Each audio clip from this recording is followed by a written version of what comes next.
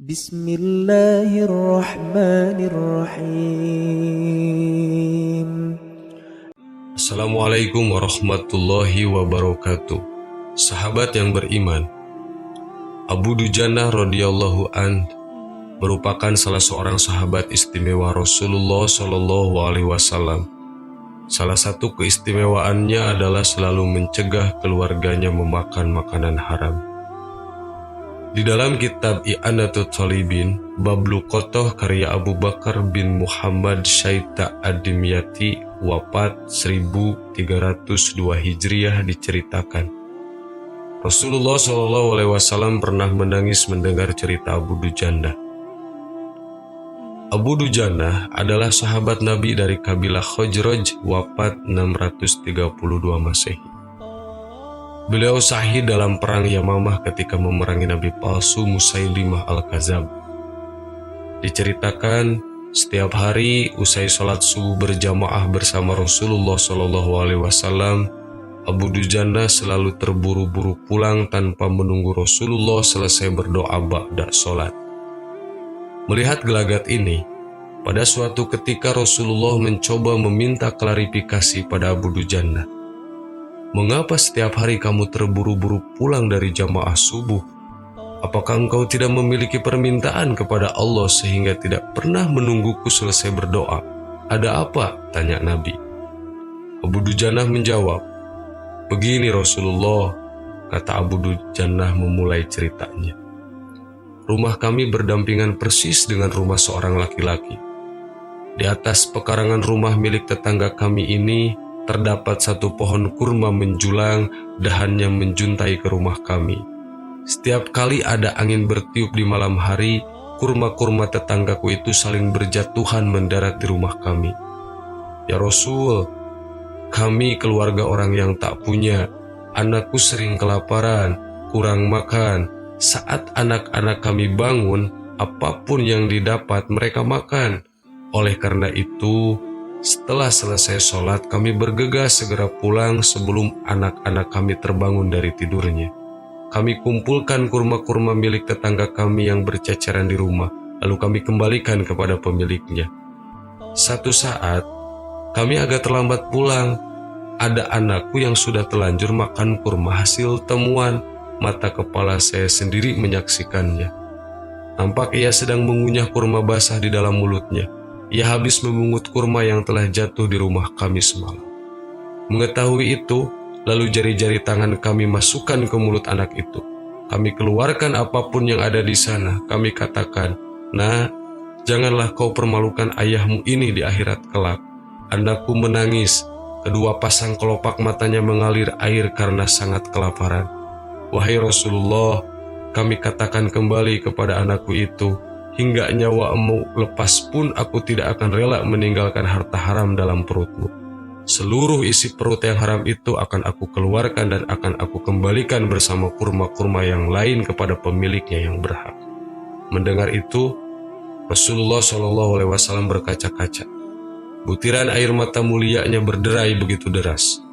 Baginda Rasulullah kemudian mencoba mencari tahu siapa sebenarnya pemilik pohon kurma yang dimaksud Abu Dujannah itu.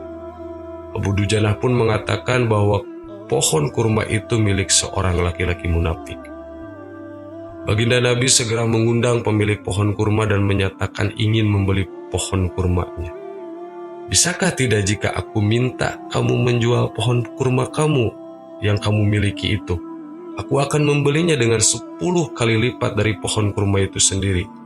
Pohonnya terbuat dari batu jamrud berwarna biru, disirami dengan emas merah. Tangkainya dari mutiara putih. Di situ tersedia bidadari yang cantik jelita sesuai dengan hitungan buah kurma yang ada, kata Rasulullah menawarkan.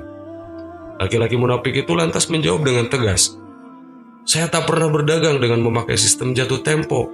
Saya tidak mau menjual apapun kecuali dengan uang kontan dan tidak pakai janji kapan-kapan. Tiba-tiba sahabat setia Abu Bakar As-Siddiq radhiyallahu an datang lantas berkata, ya sudah, aku beli dengan 10 kali lipat dari tumbuhan kurma milik Pak Fulan yang varietasnya tidak ada di kota ini, lebih bagus dari jenisnya.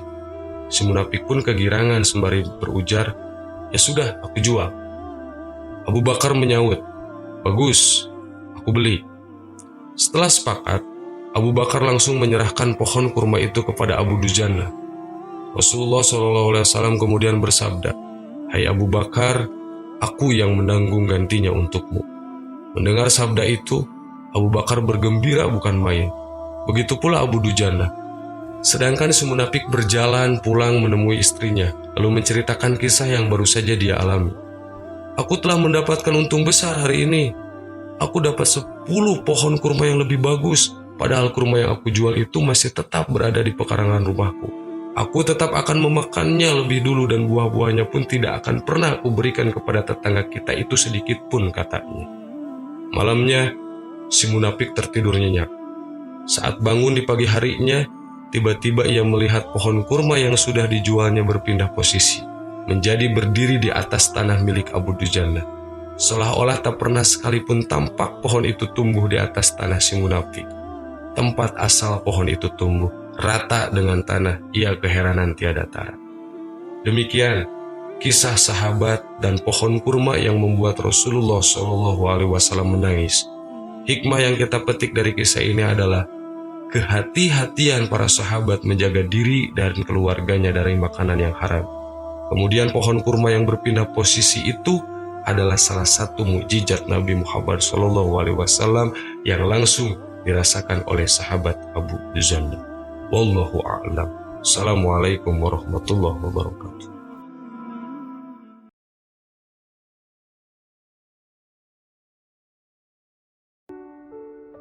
Bismillahirrahmanirrahim. Assalamualaikum warahmatullahi wabarakatuh.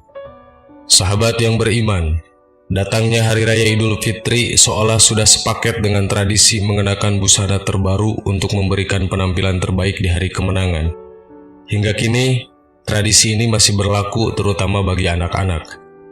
Namun, tahukah sahabat yang beriman, bahwasannya dahulu kala putri Nabi Muhammad SAW, yakni Sayyidah Fatimah sempat bersedih karena tidak bisa membelikan busana baru untuk lebaran bagi kedua putra tercintanya, yakni Hasan bin Ali dan Husain bin Ali. Kala itu, wajar rasanya jika Hasan dan Husain yang masih kanak-kanak merasa sedih, karena hanya mereka berdua yang belum memiliki busana terbaru untuk dipakai di hari lebaran yang penuh sukacita. Tambahlah rasa sedih keduanya, karena keduanya melihat anak-anak di seantero Madinah sudah bersiap menyambut Idul Fitri dengan busana terbaru, terbaik mereka masing-masing. Hingga akhirnya keduanya memberanikan diri bertanya kepada sang ibunda, mengapa mereka berdua belum memiliki pakaian lebaran padahal Idul Fitri sudah di depan mata. Mereka bertanya kepada ibunya, "Wahai ibu, anak-anak di Madinah telah dihiasi dengan pakaian lebaran kecuali kami. Mengapa ibu tidak menghiasi kami?" Sayyidah Fatimah menjawab, "Baju kalian masih di tukang jahit." Hari demi hari terus berjalan, hingga malam hari raya telah tiba. Namun, pakaian baru untuk Hasan dan Husain pun belum juga nampak. Mengalami kondisi seperti ini, sontak Fatimah pun hanya bisa menangis karena pada kenyataannya ia sendiri tidak memiliki uang untuk membeli baju lebaran untuk kedua putra tercintanya tersebut. Namun, pertolongan Allah tentu selalu bersama hamba-hambanya yang beriman. Tidak lama kemudian, secara tiba-tiba ada yang mengetuk pintu rumah Fatimah. Kemudian Fatimah pun menghampiri pintu depan seraya bertanya bingung melihat tamu yang datang karena ia merasa tidak kenal dengan tamu yang datang tersebut. "Wahai putri Rasulullah, saya adalah tukang jahit. Saya datang membawa hadiah pakaian untuk kedua putramu," ujar sang tamu misterius tersebut. Pintu dibuka dan tampaklah seorang membawa bingkisan lalu diberikannya kepada Sayyidah Fatimah. Beliau membuka bingkisan tersebut dan di dalamnya terdapat 2 gamis, 2 celana, 2 mantel, 2 sorban, dan 2 pasang sepatu hitam yang semuanya terlihat indah. Lalu Sayyidah Fatimah memanggil kedua putra kesayangannya dan memakaikan mereka busana indah hadiah tersebut. Sontak, hati Fatimah pun berbunga dan memanjatkan syukur. Tidak lama kemudian Rasulullah SAW datang ke rumah Fatimah dan melihat kedua cucunya sudah rapi dan mengenakan busana baru yang indah. Rasulullah pun tentu merasa senang melihat kedua cucunya tercinta, tampak rapi dan gembira dengan busana terbaru tersebut. Dengan senang hati, Rasulullah SAW menggendong keduanya dan menciumi mereka dengan penuh cinta dan kasih sayang. Lalu Rasulullah SAW bertanya kepada Sayyidah Fatimah, "Apakah engkau melihat sang tukang jahit tersebut?" Sayyidah Fatimah menjawab, "Ya, aku melihatnya." Lalu Rasul menjelaskan, "Duhai putriku, dia bukanlah tukang jahit, melainkan malaikat Ridwan sang penjaga surga." Sayyidah Fatimah radhiyallahu an berbahagia mendengarnya, karena kedua putranya tidak hanya menggunakan baju baru, tapi baju surga yang dibawakan oleh malaikat Ridwan.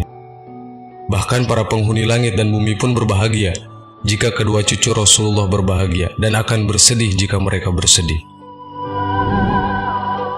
Sahabat yang beriman, itulah sepenggal kisah cucu Rasulullah di kala menyambut hari kemenangan. Begitu sangat menyayat hati. Wallahu a'lam. Wassalamualaikum warahmatullahi wabarakatuh.